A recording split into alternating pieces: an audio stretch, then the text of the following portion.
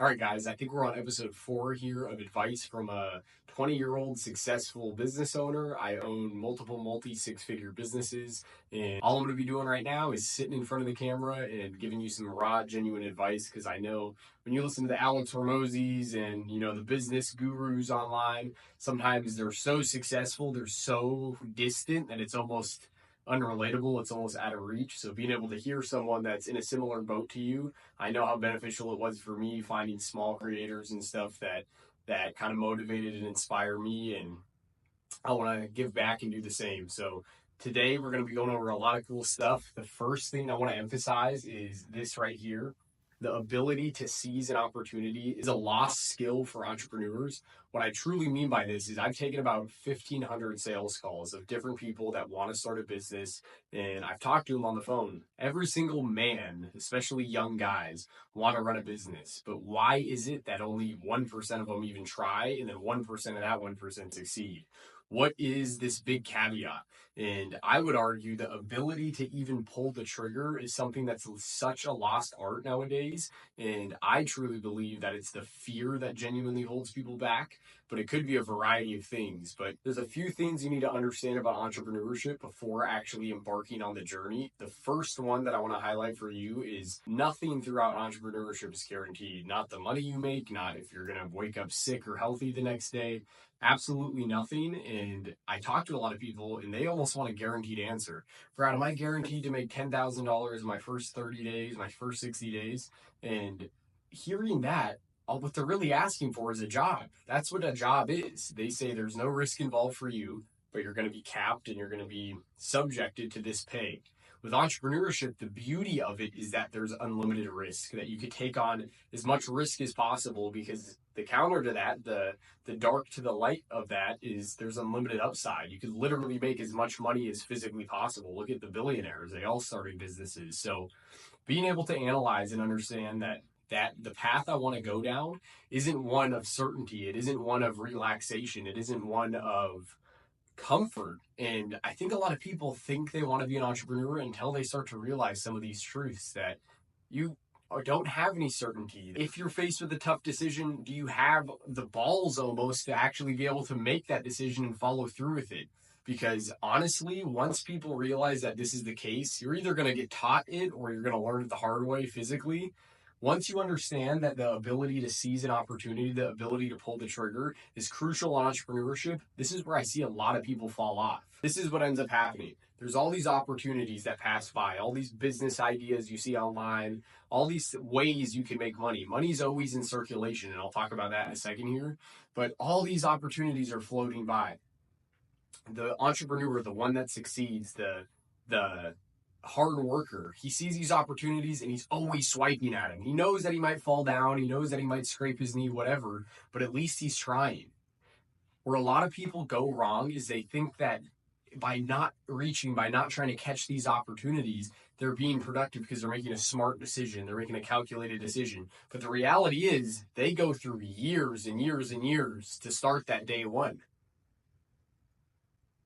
I would argue 90% of the journey is in day one, is in actually saying, you know what, let's start. Let me actually put the action steps to get this business off the ground, to get this business moving. And a lot of people, they spend 3 years to get to day one. When the entrepreneur, the hard worker, day one is day one, and day two is day two, and so on and so forth, to where when we're 4 years down the road, now that you finally calculated and made your smart decision, I'm already 4 years of experience ahead of you. This is essentially what's happening in my current life. I'm 20 years old, and I started my businesses within the past few years. Everyone else went to college. I know a lot of my buddies are going to college to get their business degree. What does that mean? I'm already a successful entrepreneur business owner by the time you've even graduated business school, business college, and got your degree.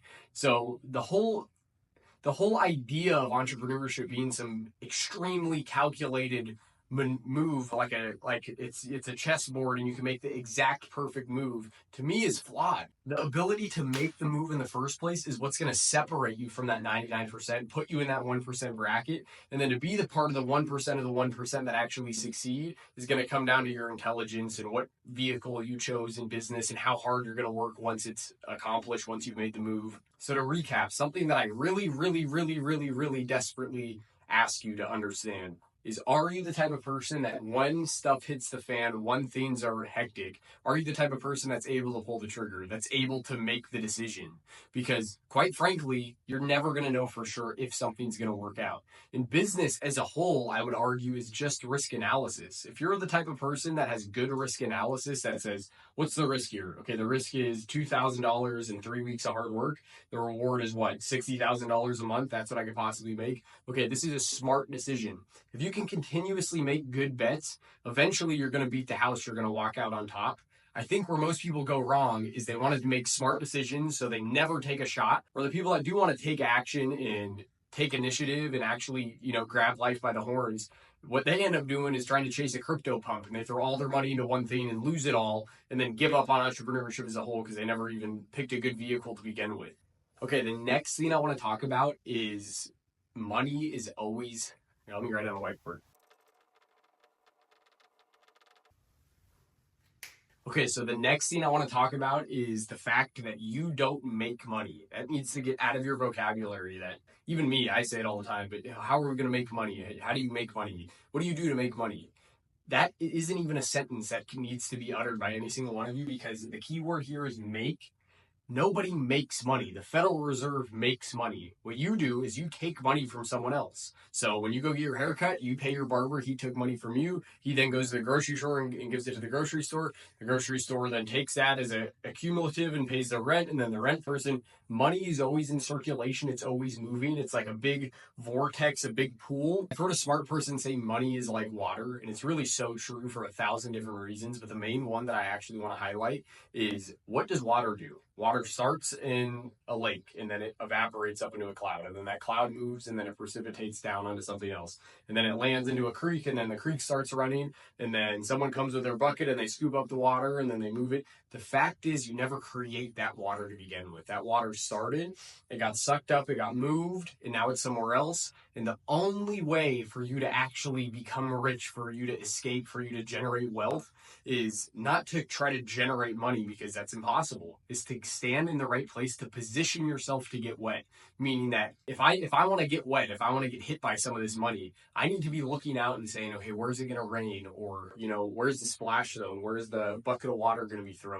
And if I can position myself early to be in a field or an industry that water is about to hit, if my money is about to hit, that's where you start to make money. So now that you understand the overall concept that you can't make money, that's a made up concept that someone spewed out, and the reality is you have to take money for someone else. You need to be able to take money from someone else with them willingly giving it to you. Otherwise it's stealing and you go to jail. So how do you do this? You need to be able to convince someone that the money they have in their account is better off in your account because of an item or a service or whatever you're going to provide for them. But the ability to do that is an art in and of itself. That's what the sale is. That's what marketing is. That's what everything in business is understanding that, okay, I want money.